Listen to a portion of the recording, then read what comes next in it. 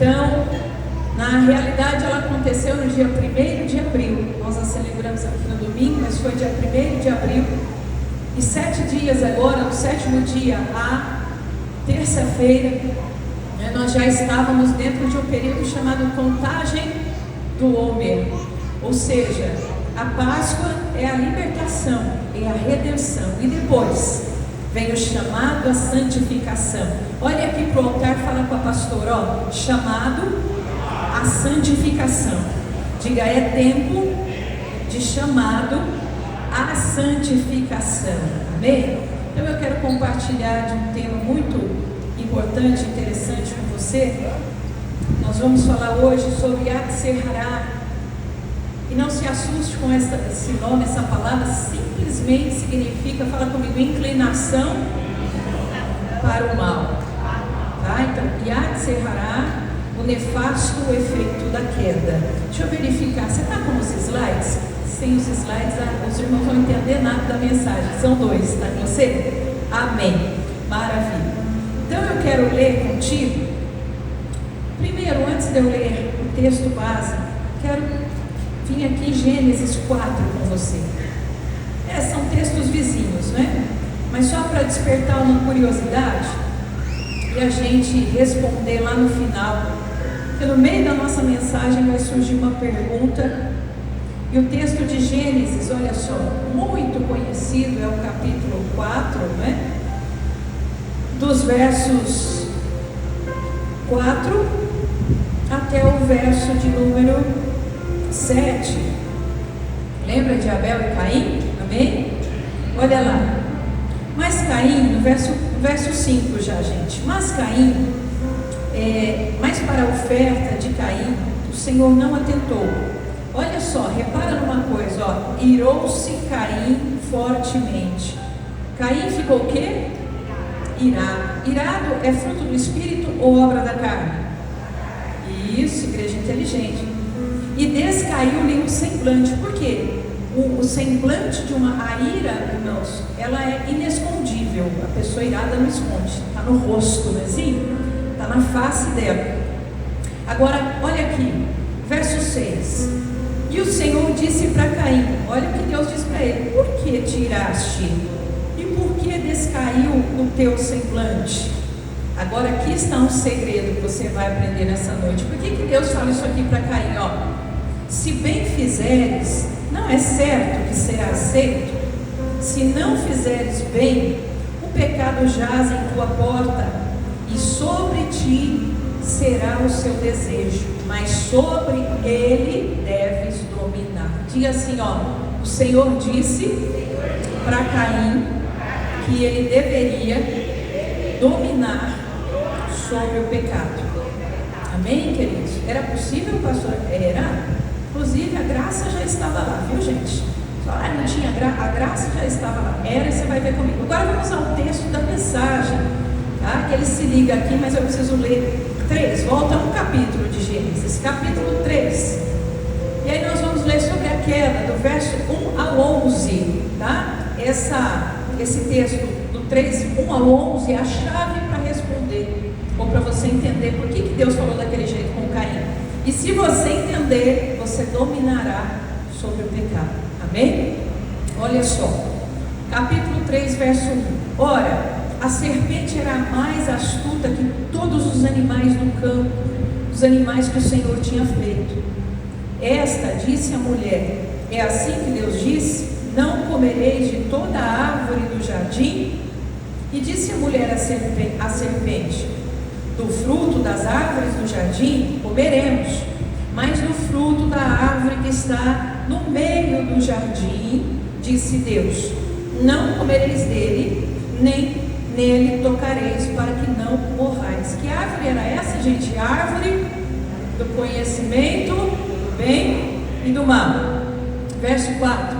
Então a serpente disse à mulher: certamente não morrereis, porque Deus sabe que no dia em que dele comerdes, se abrirão os vossos olhos, e sereis como Deus, sabendo o bem e o mal.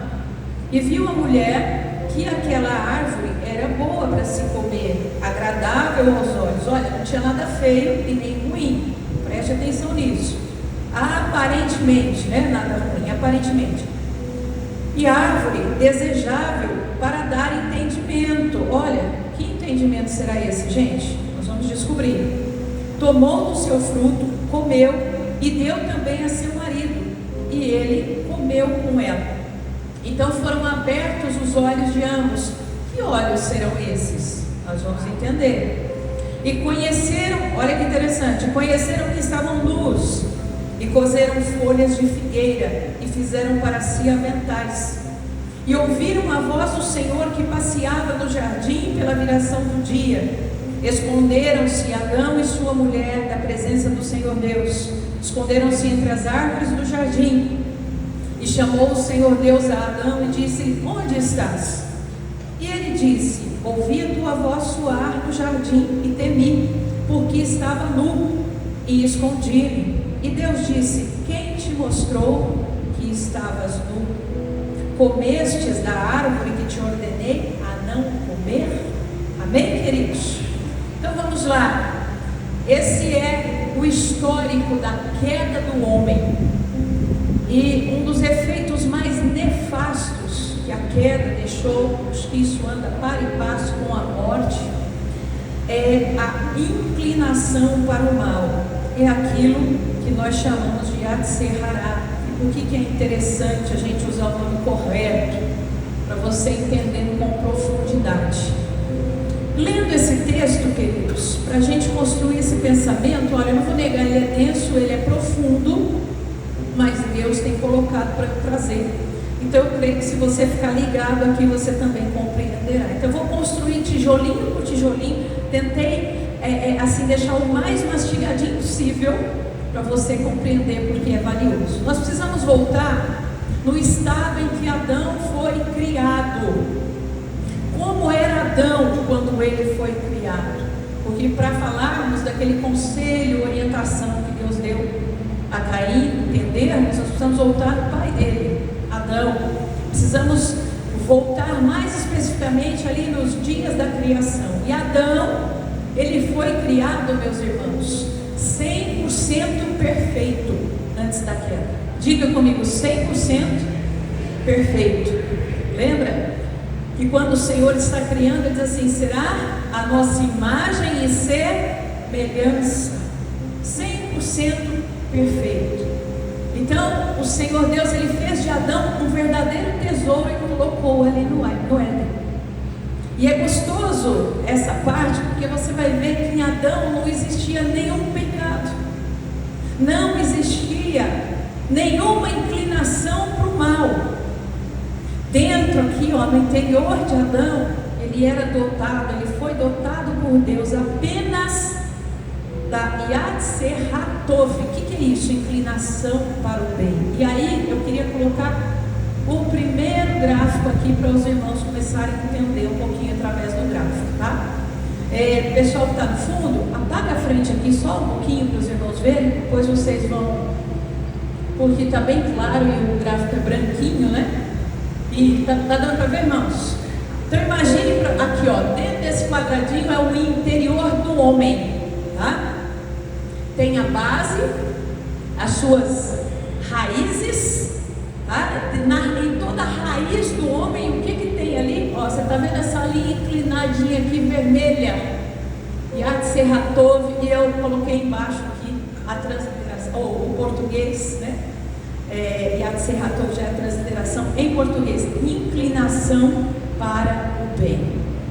Comece a entender por que essa árvore tinha o nome de árvore do conhecimento do bem e do mal. Olha só, vou lhe dar uma dica. Aqui, a ordem de Deus é que eles comessem das árvores do jardim, principalmente da árvore da vida. Isso, duas coisas, irmãos. Não era só não comer da árvore do conhecimento do bem e do mal, era comer da árvore da vida. E se nós aprofundarmos um pouquinho, você vai ver estudos onde se diz que a árvore da vida era Jesus. Isso é uma verdade, tá? E a árvore do conhecimento do bem e do mal era o inimigo das nossas almas. Então, o fruto da árvore da vida, que diz Ezequiel 47, dará saúde às nações, dava saúde para Adão. O que tornava Adão imortal? O fruto da árvore da vida. Tá? Você vai na essência, ele não é imortal por ser imortal. Não. Ele precisava comer do fruto da árvore da vida. Estando ele bem alimentado da árvore da vida, e Eva também, não restaria espaço para a árvore do conhecimento do bem e do mal. Sabe por quê? Quando você está bem alimentado, se você não está caindo no pecado da glutonaria, você fica mandando comida para dentro depois que você está bem alimentado? Não. Saciou, acabou, não é assim? E aqui não tinha glutonaria, gente. Ele não tinha nenhuma inclinação para o mal. Tudo era para o bem. Estudos judaicos dizem, pegando essa parte da nudez, que o homem, ele era vestido de glória.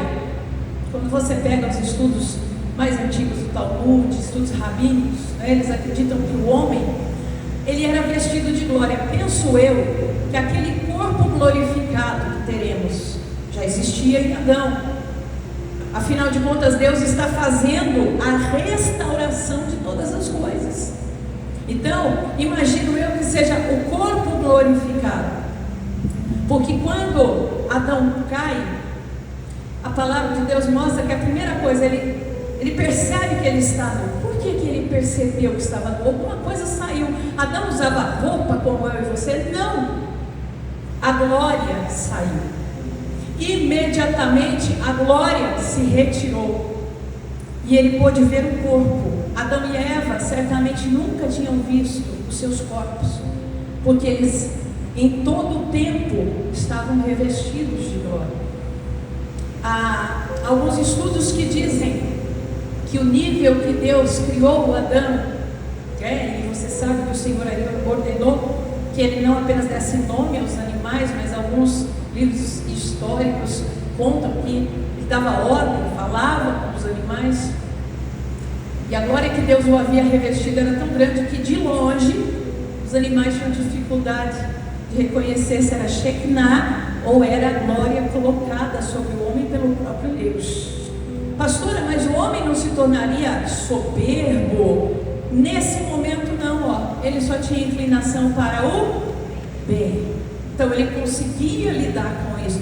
E dava prazer ao Pai, porque o próprio Pai havia dito: eu quero criar a nossa imagem e semelhança. Então veja que coisa linda. Ele tinha todo aquele esplendor de Deus, concedido por Deus, né? Colocando bem. Assim, queridos, a pele que a gente tem hoje, os estudiosos dizem que Deus colocou para cobrir após a queda, né? Porque o corpo de Adão era revestido de glória. E a gente vai ver que essa decisão de Adão e Eva afetou toda a natureza e afetou o nosso corpo também. Então a glória saiu. Ele percebe que está nu. Deus vai prover não só, né? Depois tem lá um animal que é morto, a pele que é, mas mais do que isso, Deus proveu o encapar do corpo também. Agora, estamos dentro de uma promessa, caminhando para essa promessa. É isso que nós vamos ver hoje. Fala-se muito, irmãos, e se generaliza assim, como se fosse simplesmente: nós estamos todos caminhando para uma promessa, que é o quê? A glorificação dos nossos corpos. Mas isso tem degraus a serem galgados, tá? É isso que a gente vai ver aqui. Adão, nesse período ainda, olha que interessante, de perfeição, ele tinha várias missões, mas vamos destacar as duas, que são bastante especiais. Uma é guardar.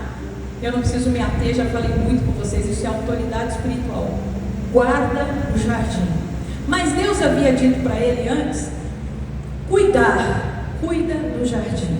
Pode até deixar o gráfico, sabe por quê? A gente vai ter uma leitura de textos, mas é só no final, tá? Então a gente vai deixando os gráficos por enquanto, para os irmãos irem assimilando. Então, a segunda missão, que Deus até mencionou primeiro, era cuidar. Eu falei rapidinho do guardar, porque eu quero abrir um pouquinho o cuidar com vocês. Você tem que cuidar e guardar o jardim. O que era esse cuidar? Também é muito interessante. O cuidar que Deus disse implicava em um refinamento da criação, um aperfeiçoamento. Aí você fala, pastora, mas Deus já não criou tudo perfeito? Queridos, nosso Deus, Ele é ilimitado. Então Ele cria tudo com perfeição, mas Ele deixa sempre um pouquinho para a gente avançar mais. Presta atenção numa coisa: Deus não trabalha com estagnação. Fala comigo, Deus não trabalha com nada parado. Você pode observar, quando Ele chama Abraão ainda ele diz assim, o quê? Sai da tua tenda, né? Vamos levantar a tenda, Abraão. E quando esse chamado, primeiro é sai da tua tenda, depois é desarma a tenda, você vai para um lugar que eu estou te mandando. Deus trabalha, Deus se move com quem se move. Fala comigo, Deus se move com quem se move. Amém? E a gente vê isso no deserto, não é isso? Tinha um tempo lá estabelecido por Deus. Quando a nuvem se levantava, o povo sabia que tinha que sair. Então Deus deixa sempre um espaço para irmos além, porque Ele faz infinitamente mais. E criando Deus a Adão, a sua imagem e semelhança, Deus colocou em Adão, dizem os estudos, um poder que chama-se demute, mas não é o demute que você acha no Google, não, é outra coisa. Demute com o T mudo no final e um H. O que significa isso? Poder criacional. Adão, no seu estado de perfeição, deveria continuar criando. Aí quem me ouve fala, pastora, que heresia, que coisa horrível. Mesmo o homem caído, irmãos, o homem sempre teve o avião para voar? Ou Deus capacitou um homem a inventar, a criar? O ser humano, a humanidade sempre teve luz elétrica, água encanada. Essas medicações que existem hoje, como por exemplo, uma que marcou a história, a penicilina, sempre existiu. Deus usou um bichinho para criar? O homem.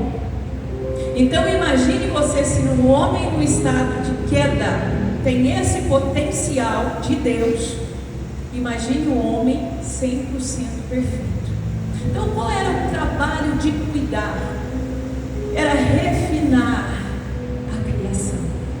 E aí tinha um detalhe: unindo o cuidar ao guardar. Por quê? Porque o inimigo, ele rondava o jardim. Afinal de contas, onde ele estava? Quando ele falou com Eva, onde ele estava? Na árvore do conhecimento do bem e do mal. A criação não estava livre do assédio. Aí vem aquela perguntinha que todo mundo te faz, né? Pastora, mas de onde veio o mal? Porque Deus criou o mal. Isso é estudo, não é pregação. Vem de terça-feira e deixa eu dizer, senão depois vou esquecer, o meu parênteses aqui, Se eu fosse você, eu aproveitaria que nós terminamos um ciclo de calendário bíblico, festas bíblicas. Vamos começar do Gênesis. É profundo, irmãos. E vamos, pelo menos, se Deus permitir, até o Deuteronômio, porque dali nós já vamos para profetas, nós vamos para o chamado Novo Testamento e vamos entender a Bíblia de forma profunda. Então não perde o trem, não. Chego lá na metade, vai ser difícil. Aproveite agora, porque você está vendo que tem que construir tijolinho, e isso aqui é uma pregação, não pode ser tão profundo, tá?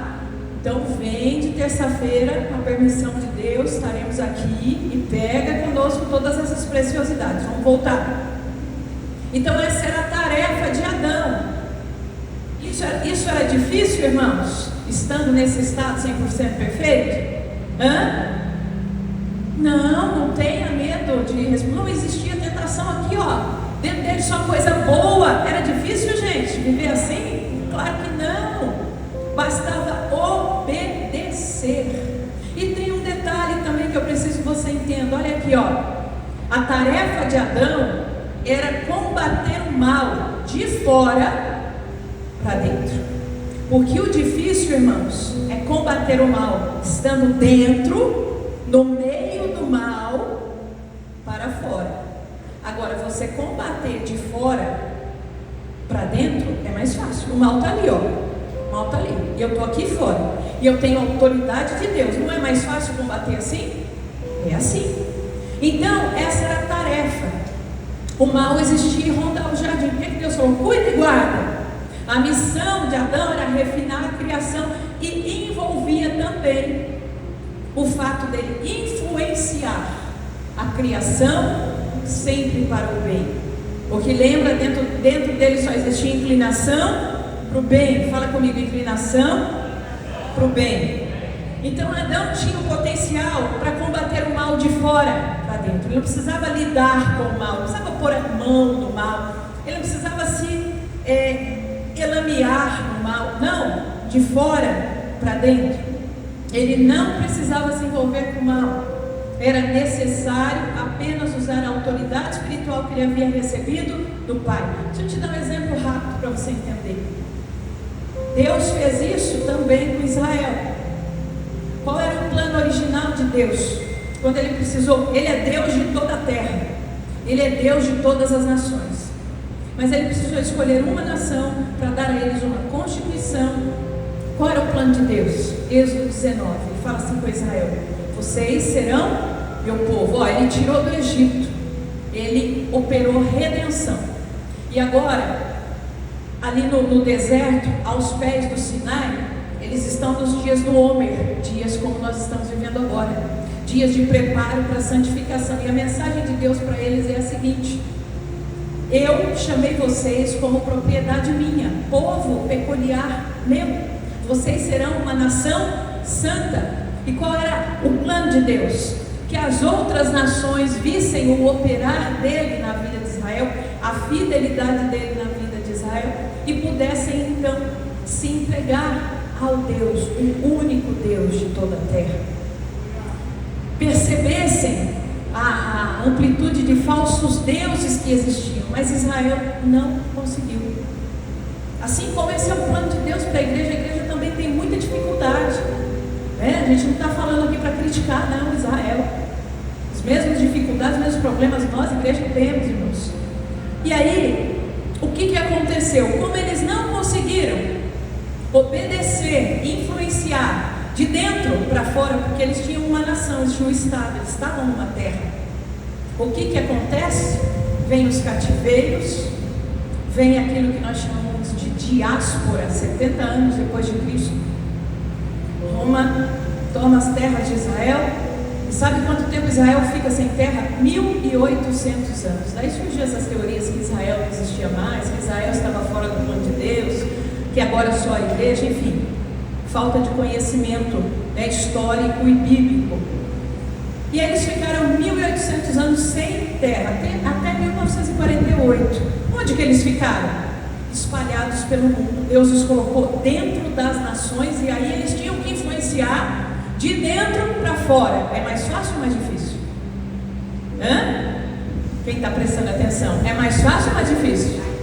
Muito mais difícil. Está aí, ó, guerras e guerras, holocausto, o quanto eles sofreram, porque agora eles estavam dentro daquelas nações, não era uma terra deles, e eles tinham que influenciar, porque a missão não passa. Fala comigo, a missão não passa, Deus mantém.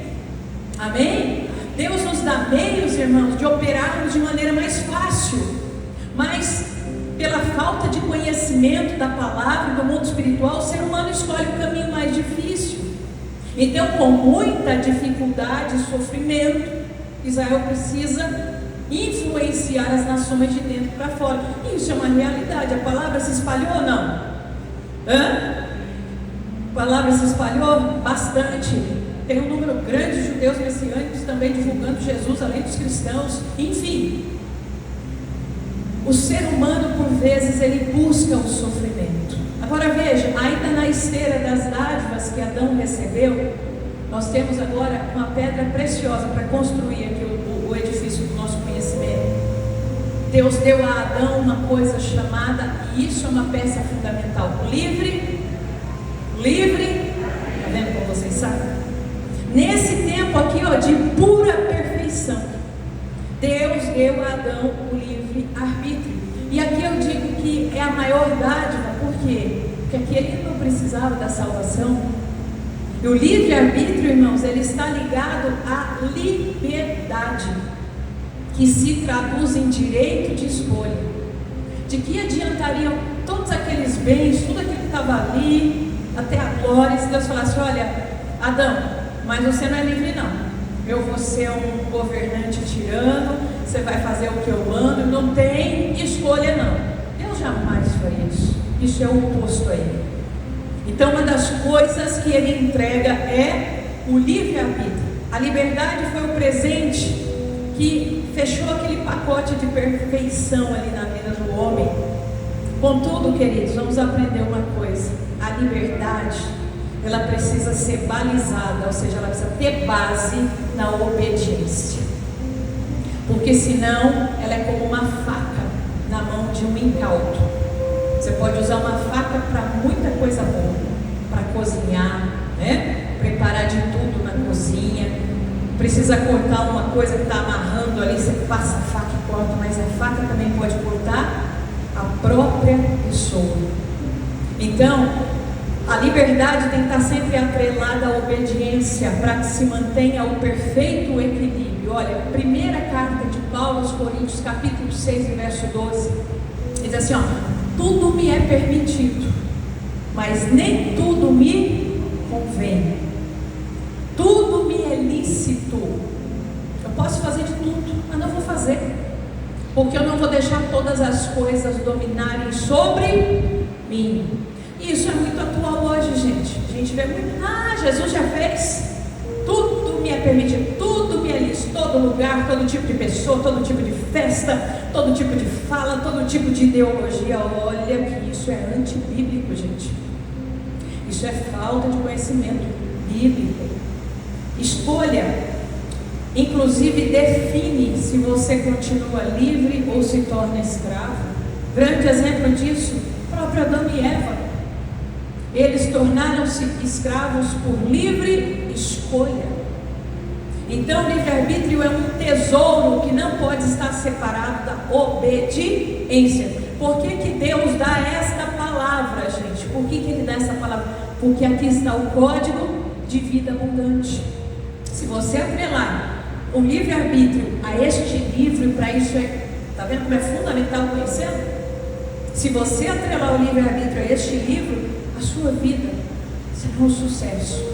Vai ter luta, vai ter dificuldade, mas você vai sofrer menos, porque você vai estar assim mergulhado no profundo conhecimento da palavra de Deus, e você vai saber aonde você aplica o que, em que momento. Agora você começa a entender o porquê da árvore lá no jardim. Não há livre-arbítrio sem escolha. Essa é uma pergunta muito comum, né? Por que tinha que ter aquela árvore lá? Porque se não tivesse árvore, não tinha liberdade, era todo mundo robô, era ação de uma tirania, e Deus é oposto a isso. Então, o livre-arbítrio, não há livre-arbítrio sem escolha. O mal tinha que estar em algum lugar do jardim, mas não poderia estar dentro do homem. Diga glória a Deus. Pois Adão era perfeito e até então ele era inclinado somente às coisas do bem. Então o mal, ele precisava estar em algum lugar e se apresentar, porque tinha que ter escolha, gente. Tinha que ter escolha. Agora, existia uma lei, e lá em Romanos, eu vou ler com você, querendo Deus, vou chegar lá. Paulo vai falar de uma lei que muita gente confunde, fala: tá vendo? É a lei de Deus. Não, ele está falando da lei do pecado, a lei da morte. Existe a lei do pecado, a lei da morte, a lei do espírito, a lei da vida. Adão vivia pela lei da vida. O mal estava fora. Aonde o mal se alojou? Ali no jardim. Alojou-se no tigre, no leão. Aonde? A serpente, porque ela já era a mais astuta das animarias. Queria falar animarias, coloquei astuta no plural. Ela já era a mais astuta das animarias. Olha o que eu disse. Deus deixou um espaço de escolha para tudo, e Adão estava ali, a obrigação, o trabalho dele era refinar, mas a serpente já tinha um pezinho ali. O Senhor alertou Adão Adão e Eva sobre a árvore. Porque até esse momento o mal não podia estar dentro do homem. Volta o slide lá. Isso. O Senhor alertou Adão, olha aqui para a pastora, sobre a árvore. Afinal de contas, o que era essa árvore? Nós sabemos que ela não é algo assim tão lúdico, né? Às vezes para as crianças a gente precisa de passar de uma maneira lúdica. Mas não era um mero fruto, gente. Estamos falando daquilo que chamamos de Yatzer Hara, a inclinação para o mal que até então não existia dentro do homem, coisa que o homem não tinha. Então ali naquela situação não estava difícil, estava fácil. Adão, lembra comigo, ele tinha que combater o mal de fora para dentro. O mal estava nele? Não. Estava em quem? Na serpente. Estava lá fora, bastava ele olhar e ordenar. Era fácil, porque ele ainda não tinha dentro de si a inclinação para o mal. Ele tinha o quê? Apenas a inclinação para o bem. Então, para você entender bem, um exemplo muito triste, mas que ocorre muito nos dias de hoje. É como se alguém chegasse para uma outra pessoa e oferecesse droga. Aquela pessoa nunca usou droga. Vai ter algum problema dela dizer assim, não quero. Para longe de mim com isso. Não, ela não tem nenhuma dependência orgânica por aquilo. Quem está me entendendo, diga a mim.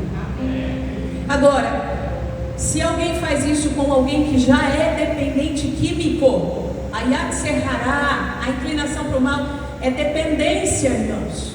É inclinação, é vício no mal. Aí há problema. Então é como se Adão é aquela pessoa que nunca usou droga.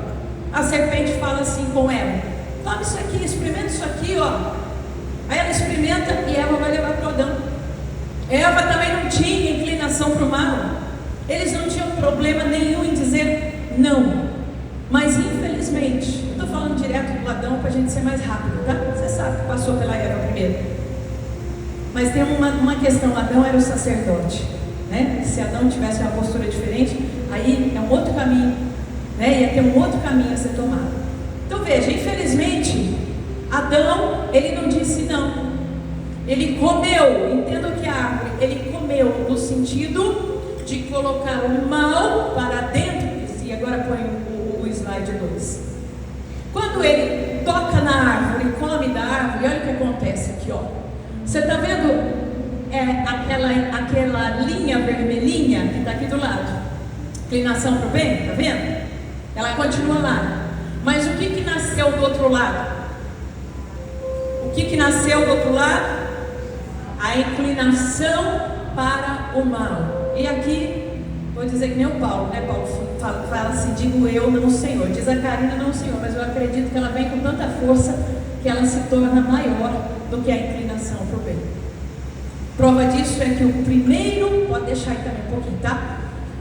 O primeiro homicídio vai acontecer em seguida dentro da família do próprio Adão.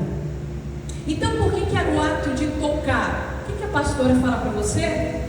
O pecado, a inclinação do mal é contagiosa. Ah, pastor, eu posso ir lá naquela festa, eu posso ir lá naquela coisa mundana, vai ficar tudo bem. Não vai, meu irmão, é bíblico. Você vai ficar todo sujo, contaminado, fraco espiritualmente, desanimado. E talvez não consiga se levantar. Preciso ser sincera, gente. O pessoal passa paninho e os crentes estão caindo.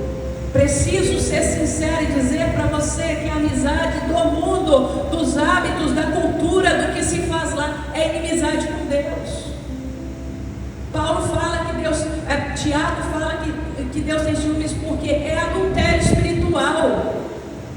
Assim aconteceu com Israel, assim acontece com a igreja, assim aconteceu com Adão, por causa desta linha. Não deixa lá a preta. Agora esse aqui que fica, mudou. Aquele sonho lá, infelizmente, ele passou. E o estado do homem até hoje é esse. E nós precisamos entender até o que o Senhor Jesus nos ensinou para combater isso. Agora Yatzer Hara não está, a inclinação do mal não está mais fora, não está na árvore, não está na serpente, ela está dentro de Adão. Agora o homem tem que combater o mal de dentro para fora. Ele precisa tentar refinar a criação sem condição nenhuma. Porque Adão, ele se elameou com o mal, ele tocou no mal, ele se perdeu ali. Agora a situação é muito mais difícil. Veja, irmãos, Adão não tinha isso dentro de si, ele não precisava disso. Bastava alimentar-se bem da árvore da vida. E aqui eu quero chamar atenção para outra coisa muito importante. O que eu disse no começo? Não é só não comer da árvore do bem e do mal, mas é comer muito da árvore da vida, o que pouca gente faz. Porque quem não come muito, pastora, eu não sou de ler não, leio, não entendo nada. Querido, você vai viver faminto. Você será uma presa fácil. Vai viver faminto. E a pessoa faminta come tudo que se apresenta. Olha só, olha aqui para a pastora, porque agora eu vou te dar algumas consequências. Preste atenção. Assim, meus amados, a inclinação para o mal entrou no homem. Agora, se Adão de fato se alimentasse da árvore da vida, ele naturalmente obedeceria. Sabe qual é o problema de obedecer a palavra hoje em dia? Esse é um termômetro, não para você colocar na vida do irmão, na sua própria vida. Quanto menos você consegue obedecer, maior está esta inclinação, menos você está se alimentando da palavra. Porque quando nós estamos bem alimentados da palavra, não é difícil obedecer. Não é difícil obedecer, irmãos.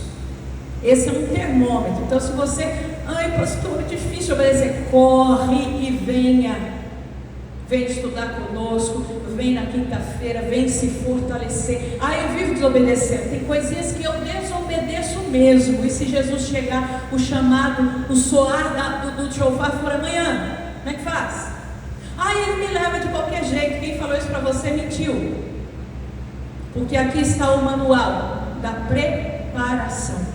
Não é à toa que o Senhor compara Israel, a igreja, a uma noiva. Sabe por quê? O casamento judaico, o finalzinho dele ali, tem várias fases. O noivo vai lá entre 1 e 2 anos. Porque não é como a gente conhece aqui no Ocidente, né? Tem muito isso já hoje lá no Oriente, sim, mas vamos dizer o protocolo que existe.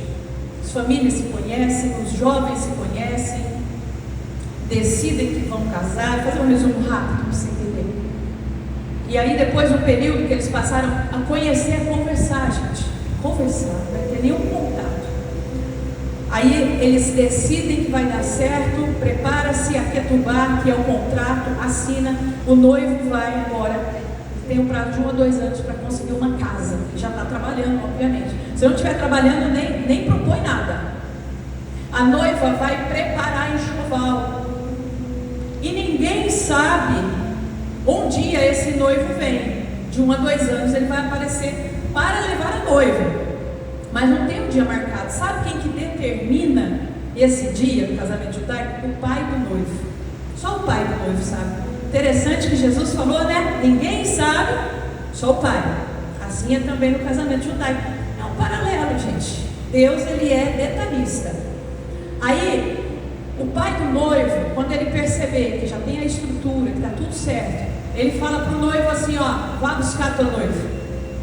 Vem um coro na frente do noivo de trombetas. É muito bonito, vem aquele coro de trombetas. Por exemplo, a gente está aqui em Bauru. Quando esse coro está lá em Lençóis, a gente escuta. E é um coro típico. A noiva que está em Bauru, ela fala, meu noivo está chegando. As 10 daminhas de honra, ou que já são mulheres, né? Aqui é criança, na verdade, lá já, aquelas, sabe, dos candeeiros, as 5 loucas e as 5 prudentes. Então, existe lá. Elas também já começam a se preparar. Porque a noiva escuta, e quando o noivo vem, não há tempo para perder. Ela tem que estar com o enxoval pronto, tudo pronto, e ela vai embora com o noivo. Não existe a possibilidade, irmãos, do noivo olhar, ela fala, não, eu não fiz enxoval, não tomei banho. Fica aí, acabou o casamento. Me leva de qualquer jeito. Não. E se aqui na terra é assim, você acha que vai ser diferente com as coisas de Deus? Então, Precisamos estar despertados. Está tendo dificuldade de obedecer? Está anêmico em relação a isso aqui, ó. Precisa vir se alimentar. Porque também tem aquela história, mas eu pego em casa, eu dou uma olhadinha e não entendi nada, o que adianta? Você já sabia isso que eu estou compartilhando com você? Se alguém sabia, seja sincero, levante as suas mãos. Ninguém levantou as mãos. Se você não estivesse aqui, você iria aprender? Se você estivesse lendo sozinho em casa, você iria entender tudo isso? Eu também não entendi sozinha, irmãos. Isso é fruto de cursos e cursos e cursos e horas e horas e horas de oração. Então nós precisamos entender, as coisas de Deus não são supérfluas assim. Vai quando dá, se deu tempo. Não funciona. Deus requer a nossa dedicação. Então vamos voltar aqui. O homem agora, ele tem que combater o mal de dentro para fora. Algumas consequências disso. Desse momento aqui, ó, entrou a inclinação para o mal. Daqui a pouco eu te mostro, viu? Paulo falando disso. Paulo fala praticamente 80% das suas cartas, ele fala sobre isso. Quem já percebeu aí, à medida que eu estou pregando? Lembrou de Paulo? Lembrou, né? Então, é disso que ele trata. E quem fala que Paulo jogou fora o Antigo Testamento, que ele é contra a lei, desconhece a Bíblia. Ele está falando o tempo todo nas suas cartas de Gênesis, Êxodo, Levítico, Números, Deuteronômio, tudo está lá, irmãos. Ele está trazendo para cá. Vamos lá, as consequências. A primeira delas, comer do fruto desta árvore. Ao comer do fruto dessa árvore, o homem alterou, fica aqui com a pastora, ó, profundamente a natureza da vida na terra. Lembra daquele verso que Paulo escreve? Que a natureza geme, esperando a manifestação dos filhos de Deus. Porque desde esse tempo, toda a natureza da vida na terra foi alterada. Um elemento estranho entrou, irmãos, que não estava no contexto. Que elemento é esse? A morte. Agora, o ambiente tranquilo do Éden foi substituído por esse mundo aqui, ó, aonde tudo para ser alcançado exige muito esforço e tem muita dificuldade. Verdade ou não? O homem, ele se tornou também um corpo estranho no Éden, porque naquele estado original havia perfeição e equilíbrio em tudo. Agora o Éden não reconhece mais. O homem se tornou um corpo estranho e como tal ele precisou ser expulso. Agora, segunda consequência, agora a inclinação para o mal, ela entrou no homem, entenda isso que é importante. Ela se arraigou aonde? Na sua carne. Ela criou raízes mais profundas na alma do ser humano, afetando todos os seus desejos e a sua natureza. Agora sim, vamos correr, que agora eu tenho alguns textos aqui que precisa ler. Agora eu não vou dizer para você, não abre a Bíblia para não distrair. Abre a Bíblia, nós precisamos ler a palavra. Abre a Bíblia, Romanos capítulo 7. Pode passar ali no telão, mas se você tem Bíblia na mão, hoje, talvez em algumas outras mensagens, nós precisamos ler, tá bom? Vamos lá, capítulo 7. Nós vamos ler rapidinho, do verso 15 até o verso de número 25, amém? Verso 15 até o verso de número 25. Quem chegou em Romanos, diga amém. Estou chegando lá, estava lá em João. Vamos lá, verso 15, deixa eu só localizar aqui o capítulo 7, do verso 15 até o 25, rapidinho. Olha Paulo falando disso, olha gente, porque o que faço eu não aprovo, pois o que quero, isto não faço, mas o que aborreço, o que eu não quero, isso eu faço. E se faço o que não quero, consinto com a lei que é boa, tá? Agora aqui, Paulo está falando da benesse que a carne tem quando nós incorremos na lei do pecado, tá? Aí ele continua no 17. De maneira que agora já não sou eu que faço isso, olha lá, mas o pecado que habita em mim. Porque eu sei que em mim, isto é, na minha carne, não habita bem algum. E com efeito, o querer está em mim, mas não consigo realizar o bem. Porque não faço o bem que quero, mas o mal que não quero, esse faço. Ora, se eu faço o que não quero, já não faço eu, mas o pecado que habita em mim. Acho então que esta lei está em mim. Que lei? Do pecado. Por que ele está dizendo que está nele? Opa, volta lá para nós, deixa isso agora, os irmãos vão lendo ali na Bíblia, tá? Por que está dizendo o pecado que está em mim? Por causa da inclinação do mal. Acho que esta lei está em mim, que quando quero fazer o bem, o mal está comigo. Porque segundo o homem interior, tenho prazer na lei de Deus. Olha o que está dizendo: no meu espírito sei o que é certo, mas vejo nos meus membros outra lei. Que lei é essa? A lei do pecado, que batalha contra a lei do meu entendimento, que batalha contra a lei de Deus. Ele não abandonou a lei e me prende debaixo da lei do pecado. Olha lá, falei para vocês que está nos meus membros. Por quê? Porque entrou no homem. Olha lá, miserável homem que sou, quem me livrará do corpo desta morte? Mas dou graças a Deus por Jesus Cristo nosso Senhor, assim que eu mesmo com entendimento sirvo a lei de Deus, mas com a minha carne a lei do pecado. O que Paulo está falando? Paulo está dizendo assim, eu estou divulgando o meu ministério, estou ensinando a judeus, a não judeus, a gentios, os não judeus, mas eu esmurro o meu corpo para não incorrer na falha de ensinar uma coisa e fazer outra. O que Paulo... Pessoal, as pessoas que leem isso aqui superficialmente falam, Paulo era fraco.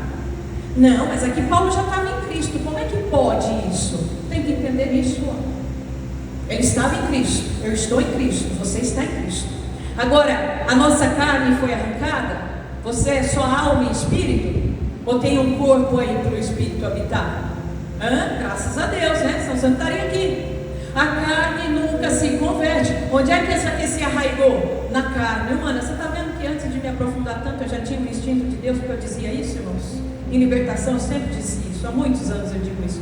A carne nunca se converte. Ela tem que ser o quê? Dominada.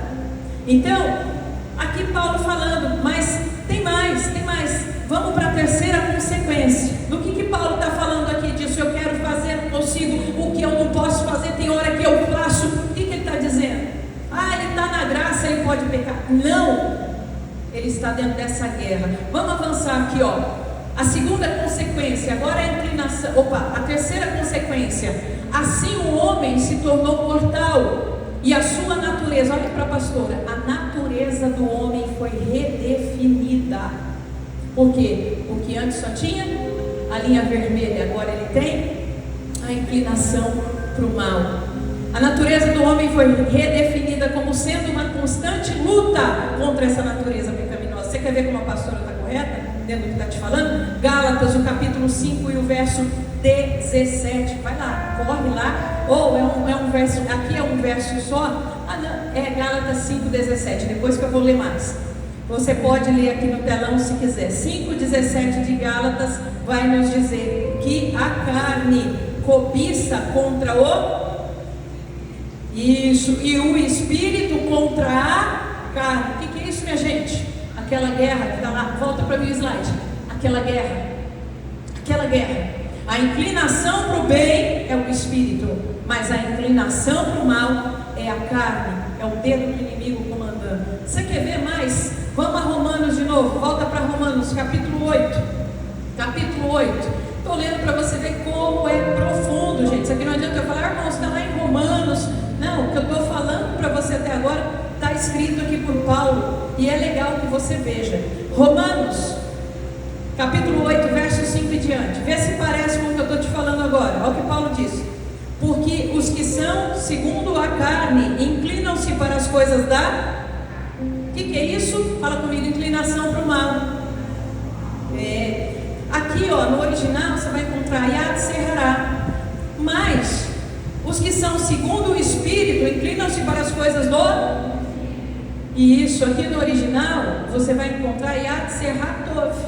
Fala inclinação para o bem. Porque a inclinação da carne é morte, mas a inclinação do Espírito é vida e paz. Porquanto a inclinação da carne, olha o que a pastora estava falando agora há pouco, é inimizade contra Deus, pois ela não é sujeita à lei de Deus e nem em verdade o pode ser. A carne gosta de tudo que é contrário a Deus. Então toma cuidado. se você tentar andar com os pés em duas canoas, é muito confortável, é muito gostoso, Deus permite não estar fazendo nada. Não é isso que a Bíblia diz, gente. Não é isso que a Bíblia diz. Verso 8: portanto, os que estão na carne não podem agradar a Deus. O que Paulo está falando? Ele está falando desta guerra.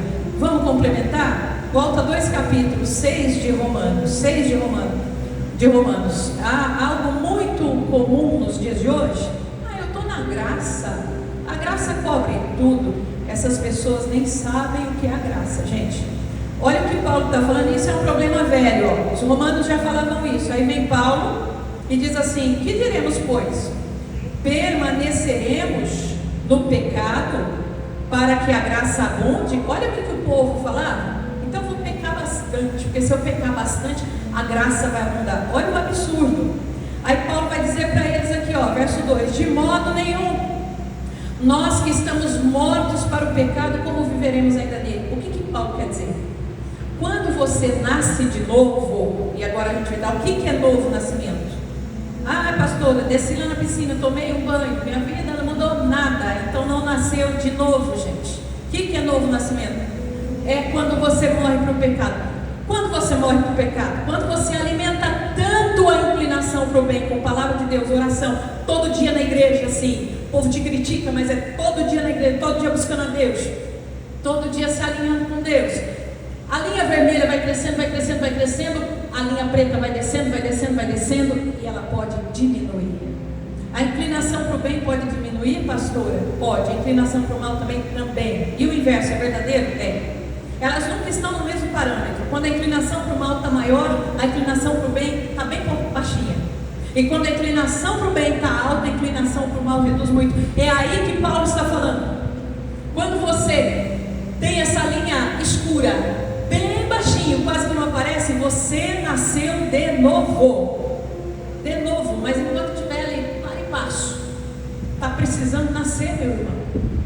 O ato das águas é o externar da fé de algo que precisa ter acontecido dentro de você. Vamos seguir. Entenda. Opa, tem mais um texto aqui que eu vou prosseguir até o 6. Vamos lá, tem mais riqueza aqui em Romanos 6. Não sai do 6 não, a minha Bíblia já saiu aqui por causa dos ventiladores, mas volto lá. Olha lá, o verso 3: ou não sabeis que quando todos quantos fomos batizados, olha lá, em Jesus Cristo, fomos batizados em sua morte. O que é isso? Que eu acabei de explicar. Em Cristo tinha inclinação para o mal, gente? Ele pecou? Se eu sou batizada de verdade nele, dia a dia, não vai sumir, gente. Enquanto não tiver o corpo glorificado, a inclinação para o mal não some, mas ela diminui e muito. É isso que Paulo está falando. Verso 4: de sorte que se fomos sepultados com ele pelo batismo na morte, para que com Cristo, como Cristo foi ressuscitado dentre os mortos pela glória do Pai, assim andemos nós em novidade de vida. Lá, ó, a linha preta quase que some, e as pessoas vão olhar para você e falar assim: é uma nova criatura, você está diferente. Vamos para frente que eu estou terminando.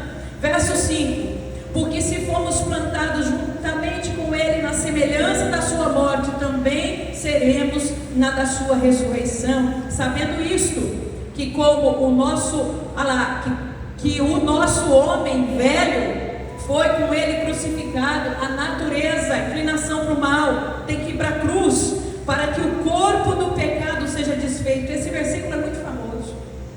Para que o corpo do pecado seja desfeito, para que não sirvamos mais ao pecado. Irmãos, o que ele está falando? Essa inclinação para o mal precisa ir para a cruz todos os dias. A vontade de falar mal do vizinho, a vontade de falar mal do irmão, a língua que coça para falar demais, né?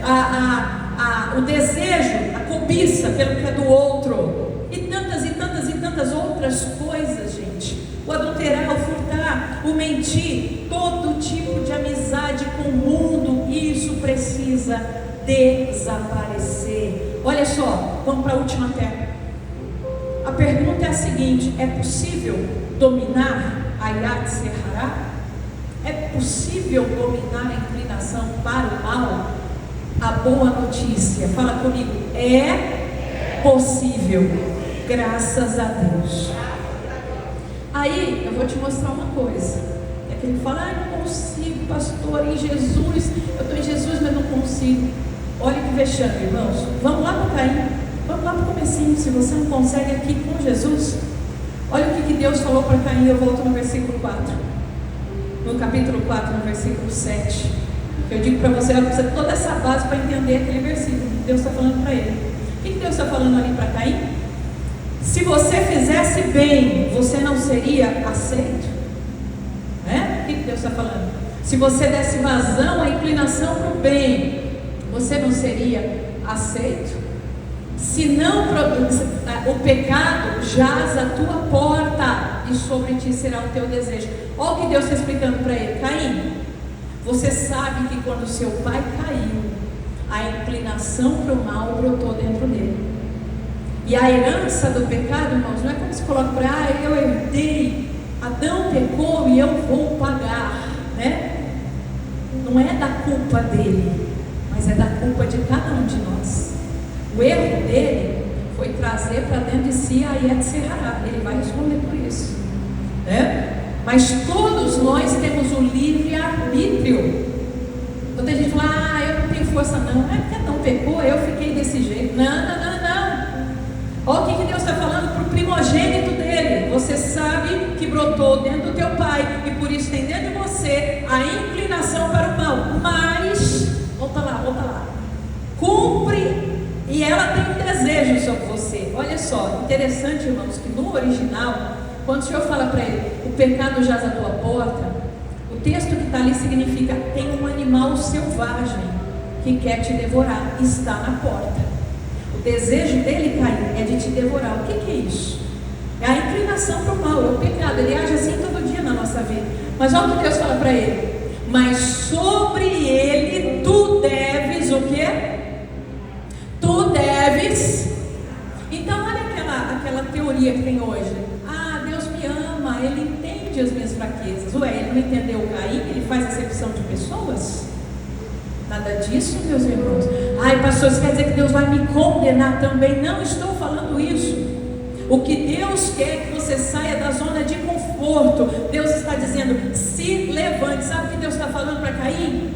Caim, se você buscar de verdade, a inclinação para o mal, ela vai diminuir. E a inclinação para o bem, ela vai aumentar. Olha como Deus é misericordioso.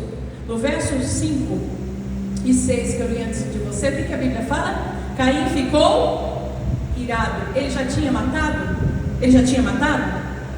Não. Deus fala com ele no 6, antes dele matar. O que Deus fala com ele? Porque você está irado. Olha o que Deus está falando. Caim, preste atenção.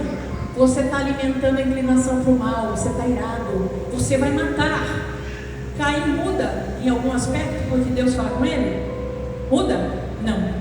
Da ira, ele vai para o homicídio. Esse é o problema, irmãos. O que Deus está falando conosco hoje sobre isso? Para a gente despertar. A contagem de Homer é o tempo de tirar o Egito de dentro de si. Por que é tão difícil, pastora, tirar o Egito de dentro de si? Por causa da inclinação para o mal. A carne gosta de tudo que não presta, gente. E por que a primeira geração de Israel, excetuando Caleb e Josué, falharam em tirar o Egito de dentro de si? Porque é mais fácil cumprir os desejos da carne. Veja só, é possível dominar a inclinação para o mal. É possível dominar. E aí eu vou te dar uma fórmula rápida para a gente encerrar. Filipenses capítulo 2 e verso 12. Você já conhece quase que decor. Paulo está dizendo assim, operai a vossa salvação. Em algumas traduções mais próximas do original, desenvolvei a vossa salvação. Esse primeiro passo, a conversão. A salvação é um processo de 3 passos. A conversão, o dia que você recebeu Jesus, passou pelas águas, a conversão, nós chamamos também de redenção. Qual é o propósito da redenção? Responde aqui para a pastora, fala comigo. O propósito da redenção é a santificação. Por isso, irmãos, que não existe aquela coisa, uma vez salvo para sempre salvo. Quer dizer, Deus salvou para se perder. A redenção não tem propósito nenhum. Não, Deus salvou para santificar. Então o primeiro passo é a conversão. Qual que é o propósito da redenção, a conversão, é a santificação, é que a pessoa ingresse no propósito da santificação. O propósito da fase 1, conversão, é te levar para a fase 2, santificação. Se você desenvolver a santificação, aí a serra será sufocada. Sabe por quê? É o que Paulo escreveu em Romanos, capítulo 6, e verso 14. Agora é um verso só, está ali, ó. Ele escreveu assim: porque o pecado não terá domínio sobre vós. O que ele está dizendo antes? De uma série de coisas que você vai fazer e desenvolver, obedecendo a Deus, o pecado não terá domínio sobre vós. Em Cristo Jesus, qual é a oportunidade que nós temos, irmãos? Você sabe, Isaías 53, ele levou sobre si as nossas enfermidades e também as nossas iniquidades. Mas isso não significa que eu estou aqui e posso pecar, viver no mundo, porque Cristo já levou. Pelo que eu preguei hoje, você está entendendo? Há um processo. Ele levou o que eu não podia levar. Mas ele mesmo diz: quem quiser vir após mim, pegue a sua cruz. É renúncia todos os dias. João capítulo 3 e verso 3, ele está dizendo assim: aquele que não nascer de novo não poderá ver o reino de Deus. Então, aquilo que eu falei agora há pouco, Deus me leva de qualquer jeito. Não leva de qualquer jeito. Ele está dizendo: quem não for novamente nascido não pode ver o reino. E eu volto agora para responder melhor para você: o que é nascer de novo? Vamos lá, Efésios, rapidinho, Efésios 1, capítulo 2. Esses textos são muito importantes, eu não posso pular não, gente. Capítulo 2, porque aqui está dito assim, ó, letra por letra para você. Aliás, todas as cartas de Paulo, né? Mas a gente não pode ficar aqui alguns meses, né? A gente tem que terminar em algum período aqui. Então, vamos lá, o capítulo 2, ó, e o verso, a partir do verso 1, do 1 ao 6. Olha o que é nascer de novo. E ele vos vivificou, estando vós mortos em ofensas e pecados, olha lá, dominados pela inclinação do mal. Vós que em outro tempo andaste segundo o curso desse mundo, segundo o príncipe das potestades dos ares. Quem governa esse mundo, gente? O príncipe das potestades dos ares. Tem como me lambuzar lá e voltar para cá limpinho? Nunca. E quando você está lá, você está debaixo desta jurisdição. O príncipe da potestade dos ares, do espírito que agora opera nos filhos da desobediência, entre os quais todos nós, que também antes andávamos nos desejos da nossa carne, fazendo da vossa carne dos vossos pensamentos, e éramos por natureza filhos da ira, como os outros também. Mas Deus, que é riquíssimo em misericórdia, pelo seu muito amor que nos amou, estando nós ainda mortos em nossas ofensas, olha que Ele nos vivificou juntamente com Cristo, pela graça sois salvos, e nos ressuscitou juntamente com Ele, nos faz assentar nos lugares celestiais. Vai para frente, o capítulo 22, capítulo 4, verso 22. Aqui mais claro, o que é nascer de novo? O que é nascer de novo? É só entrar na água? Não, nascer de novo é isso aqui, ó. Que quanto ao trato do passado, vos despojeis do velho homem. Acaba com a inclinação do mal o máximo que você puder. O velho homem que se corrompe pelas concupiscências do engano, e vos renoveis no espírito da vossa mente, vos revistais do novo homem, que segundo Deus é criado em verdadeira justiça e santidade. Por isso, o que é nascer de novo? Deixai a mentira, falai a verdade, cada um com o seu próximo, porque somos membros uns dos outros. Irai-vos, mas não pequeis, não deixe o sol se pôr sobre sua ira, não dê lugar ao diabo. Aquele que furtava, não furte mais, antes trabalhe fazendo com as mãos o que é bom, para que tenha como repartir com os que têm necessidade. Não saia da vossa boca nenhuma palavra torpe, mas só o que for boa para promover edificação, para que dê graça aos que ouvem. Não entristeçais ao Espírito Santo de Deus, no qual fostes selados para o dia da redenção. Toda amargura, ira, cólera, gritaria, blasfêmia, toda malícia seja tirada de dentro de vós. Sede para com uns para com os outros benignos, misericordiosos, perdoando-vos. E aqui segue, irmãos, estou precisando passar muito rápido para vocês por causa do horário. O que é nascer de novo, pastora? É tudo isso, gente. E quando é que isso acontece? Quando você vence essa inclinação para o mal. Ninguém fala, ninguém expõe, e e é preciso ensinar. Tudo isso é o novo nascimento. Agora uma pergunta para você responder só para você mesmo. Você já chegou nesse nível? Já chegou? Se não chegou, tem muita obra para ser feita ainda. Terminando e dizendo para você em João 3, é um alerta isso aqui, 17 a 19.